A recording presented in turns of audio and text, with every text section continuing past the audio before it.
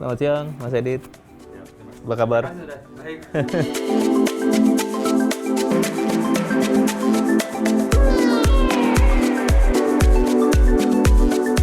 Oke, so mungkin saya mundur sedikit ya. Jadi sebenarnya yang namanya financial technology atau orang sering sebut sebagai fintech ya, adalah memang industri yang tumbuh dan berkembang mungkin dalam 20 tahun terakhir ini di dunia. Kalau di Indonesia mungkin kita bicara di sejak 2015 ya. Dan kalau boleh dibilang sebenarnya yang namanya financial technology sendiri itu ada beragam jenis. Jadi orang sering menyebutkan fintech dan fintech itu diasosiasikan dengan fintech peer-to-peer lending saja. Padahal di dunia fintech itu sangat luas. Ada yang kaitan dengan pembayaran, payments, ada kaitan dengan lending, which is peer-to-peer lending, ada yang kaitannya dengan insurance, ya insurtech, ada yang kaitannya dengan wealth management atau wealth tech. Jadi sebenarnya yang namanya financial technology adalah perusahaan yang menggunakan basis teknologi, basis digital, tentunya untuk membuat layanan jasa keuangan lebih accessible. Jadi sebenarnya itu poinnya. Nah, bicara perkembangan di Indonesia, saya rasa industri fintech secara keseluruhan mengalami pertumbuhan yang mungkin sangat luar biasa. Satu, karena memang populasi unbanked atau underserved di Indonesia masih sangat besar kaitan dengan produk layanan keuangan. Dengan adanya layanan keuangan melalui digital, apakah itu melalui mobile, internet, dan sebagainya, akses tersebut jadi lebih terjangkau. Jadi itu yang kita lihat terkait dengan perkembangan fintech secara keseluruhan. Nah, spesifik terkait dengan industri peer-to-peer lending atau pinjam meminjam secara digital. Nah, ini mengalami pertumbuhan yang luar biasa, yang mana kurang lebih kira-kira kalau kita berkaca 7 tahun yang lalu mungkin hanya 5 pemain.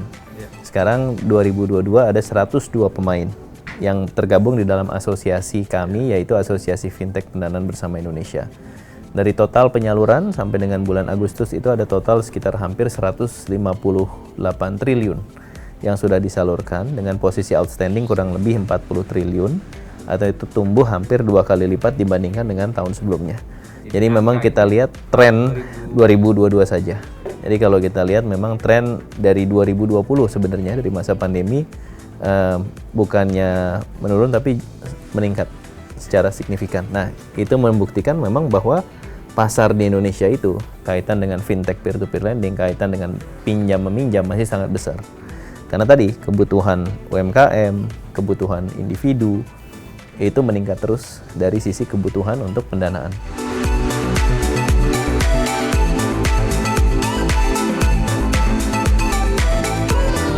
Oke, jadi kalau kita bicara awareness, saya rasa masih tahap awal. Literasi, awareness masyarakat masih tahap awal, terbukti dengan ya tadi, salah satu contohnya orang menganggap fintech hanya peer-to-peer lending, padahal dunia fintech itu luas. Jadi kalau kita bicara pemahaman yang mungkin sudah lebih tinggi, sudah bisa menyebutkan bahwa perusahaan A adalah perusahaan fintech peer-to-peer lending, perusahaan B adalah perusahaan fintech insurtech. Nah, itu berarti tingkat pemahamannya udah jauh lebih tinggi. Jadi memang ini PR kita dari asosiasi dan saya rasa juga bersama dengan para regulator OJK, Bank Indonesia untuk bagaimana terus bisa meningkatkan edukasi, meningkatkan literasi terkait dengan masyarakat pengguna ataupun calon pengguna aplikasi ataupun teknologi dari fintech tersebut gitu. Sehingga yang menjadi pasti dari asosiasi adalah mendorong supaya bertransaksilah dengan fintech yang sudah berizin ya.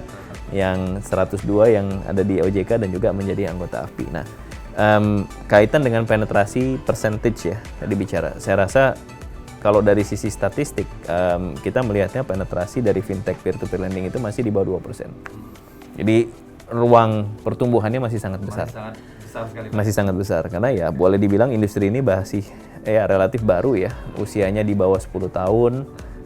Infrastruktur pendukungnya juga baru terbentuk. Jadi menurut saya ke depannya kita melihat potensi yang masih lebih besar lagi.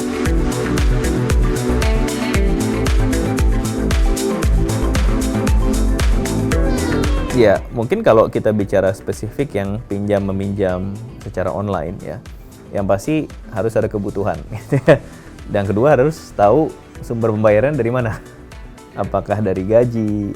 Ini kalau buat individu ya. Kalau kita bicara individu, tendensi yang kita lihat adalah orang meminjam untuk kebutuhan atau konsumtif. Konsumtif itu satu. Orang meminjam untuk mengcover pinjaman yang lain. Gali lubang tutup lubang lah. Nah, itu yang kita lihat trennya. Nah, jadi kebutuhan itu harus disesuaikan dengan kemampuan pastinya, ya.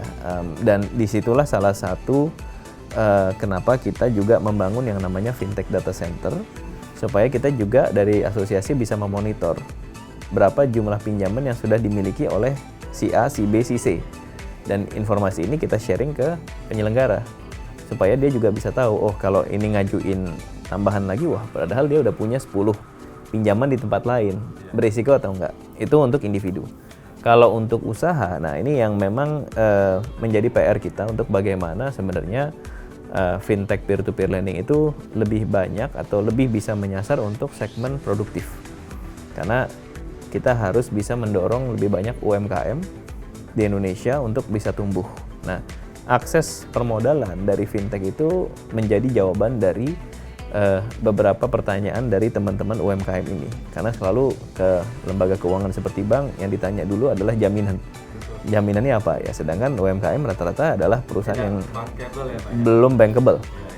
Tapi mereka punya usaha, mereka punya proyek, ya. Nah, disitulah inovasi yang ditawarkan oleh fintech peer-to-peer lending yang memang fokusnya adalah untuk produktif, bisa menjawab beberapa kebutuhan dari pelaku UMKM di Indonesia. Itu kenapa kita pun juga bekerja sama ya dengan beberapa asosiasi kayak HIPMI untuk bagaimana fintech ini bisa dirasakan manfaatnya untuk para pengusaha di Indonesia. Karena ini yang saya rasa menjadi inti ataupun harusnya menjadi fokus dari teman-teman fintech lending ini adalah UMKM, dan bagaimana kita memberikan inovasi, solusi pendanaan alternatif bagi UMKM tersebut.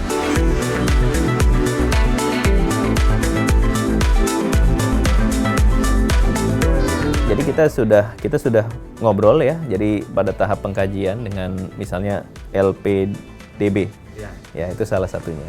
Kita melihat bagaimana fintech bisa nggak sih bekerja sama dengan LPDB. Ini proses yang masih berjalan ya, karena memang ya namanya regulasi pemerintah cukup banyak ya regulasinya. Saya rasa mungkin kalau kami ya melihatnya dari asosiasi harus ada terobosan juga. Jadi dari sisi pihak pemerintah bagaimana bisa mensupport UMKM, terutama kalau ada pendanaan dari pemerintah harus bisa juga lebih inovatif ya. Dan sektor UMKM-nya juga bisa mungkin lebih spesifik ya. Karena kalau kita lihat ternyata kebutuhan UMKM itu tidak hanya di sektor dagang, tapi banyak UMKM di jasa. Contohnya para advertising agency sebagai contoh, atau para event organizer. Itu saya rasa UMKM yang mungkin belum tersentuh dengan program-program pemerintah ya.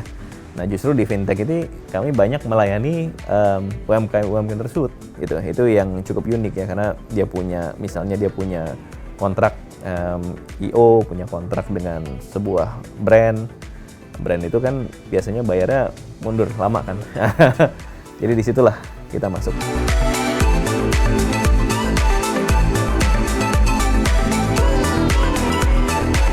Yang pasti mungkin dari sisi kualifikasinya mungkin lebih simpel ya. Yang kedua adalah proses ya yang lebih cepat, karena tentunya kita mengandalkan teknologi. Yang ketiga, analisa kita mungkin lebih menekankan kepada analisa cash flow dan sumber pembayaran ya yang dilakukan secara digitalisasi.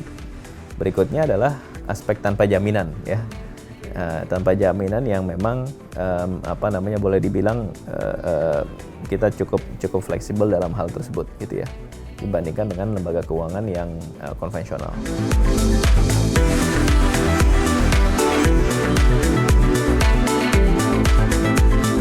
Oke, jadi mungkin kalau kita melihatnya pasti kita harus lebih selektif. Ya, kalau kita bicara fintech kan sebenarnya yang kita fokuskan adalah dari sisi calon peminjam. Ya, jadi kalau kita bicara calon peminjam, mungkin kalau kita bicara segmen individu lebih menekankan kepada, kalau saya melihatnya adalah para peminjam yang mungkin selama ini sudah recurring, reguler, dengan track record yang baik. Pasti itu menjadi salah satu syarat. Dengan sumber pendapatan yang clear, gaji dan sebagainya gitu ya. Nah, kemudian kalau kita bicara dari sisi segmen usaha, pastinya kita akan lebih memilih sektor-sektor yang quote unquote kita akan melihat lebih resilient terhadap resesi gitu ya. Jadi mungkin sektor pangan ya, yang saya rasa tetap kebutuhan pangan tetap ada ya. Mungkin akan menghindari sektor-sektor yang bermodal intensif gitu ya. Beberapa sektor yang mungkin akan terdampak dengan potensi resesi ya. Ya ini kan potensi ya kita bicara ya, potensi belum terjadi, tapi kan bagaimanapun kita juga harus antisipasi. Tapi saya rasa kalau kami lihat ya di sini ya, dan pengalaman kita juga di fintech, industri fintech ini dan di Investri adalah sektor pemerintah sebenarnya bisa menjadi suatu ekosistem yang cukup solid ya. Dan ini terbukti di kala pandemi, sektor pemerintah yang bergerak di bidang kesehatan terus tumbuh. Ya, jadi tentunya ini kita melihat sektor pemerintah bergerak di bidang pangan misalnya, pasti itu kebutuhannya pasti akan tetap meningkat. Kesehatan juga saya rasa akan meningkat terus. Jadi intinya buat para penyelenggara fintech lending juga harus memilih sektor ya. Buat para lender yang menjadi pemberi dana juga harus memilih sektor-sektornya apa aja.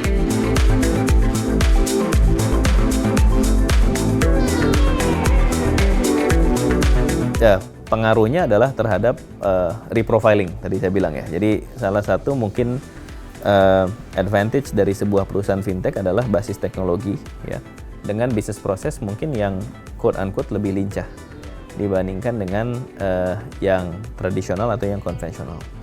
Sehingga tentu harapannya dari situ kelincahan tersebut bisa dimanfaatkan dengan baik untuk melakukan reprofiling. Dengan tadi ya, portfolionya difokuskan ke sektor-sektor yang mungkin bertahan ya, dan bagaimana antisipasi terhadap penurunan daya beli masyarakat tersebut gitu ya.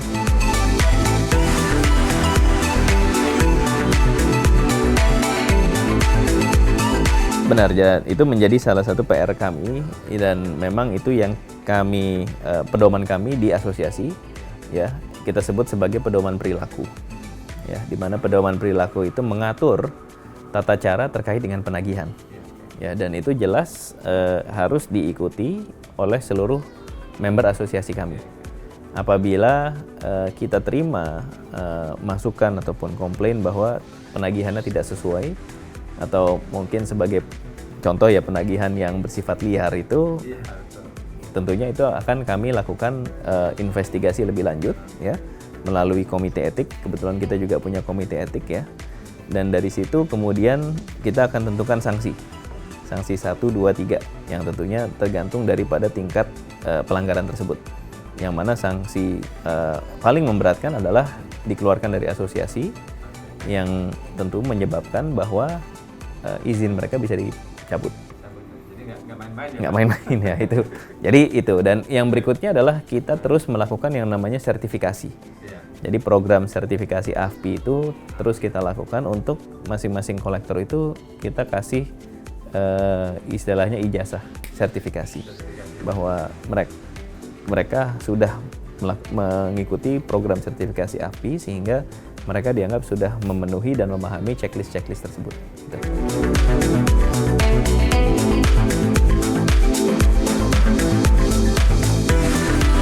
Jadi yang namanya di industri fintech lending ini pasti yang kita sebut non-performing ataupun kredit macet, kita harus pemahami ya bagaimana langkah mitigasinya pertama.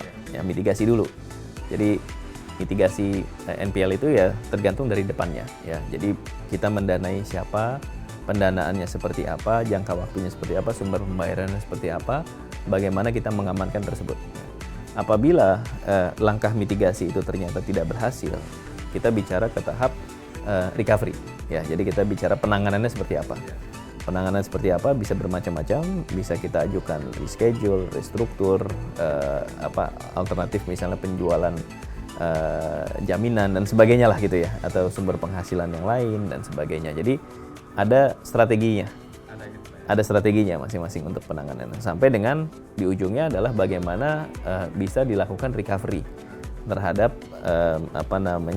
keterlambatan atau non performing tersebut. Ya, recovery-nya itu balik lagi dananya, kemudian dana itu kita kembalikan kepada lender. Ada beberapa mitigasi risiko atau mekanisme, contohnya dengan asuransi penjaminan, dengan dia melakukan misalnya nih si borrowernya menjual aset ya, untuk kemudian dari hasil penjualan tersebut digunakan untuk membayar kewajiban dia. Nah, jadi strategi lah itu. Itu ada strategi, ada seninya lah, kita sebut seninya. Tapi memang yang harus dilakukan dan harus ditekankan adalah harus punya tim internal yang bisa melakukan penanganan dan mengatur atau memiliki strategi terhadap collection tersebut. Kita sebutnya collection ya. Ya, jadi depan, tengah, sama belakang itu harus lengkap lah.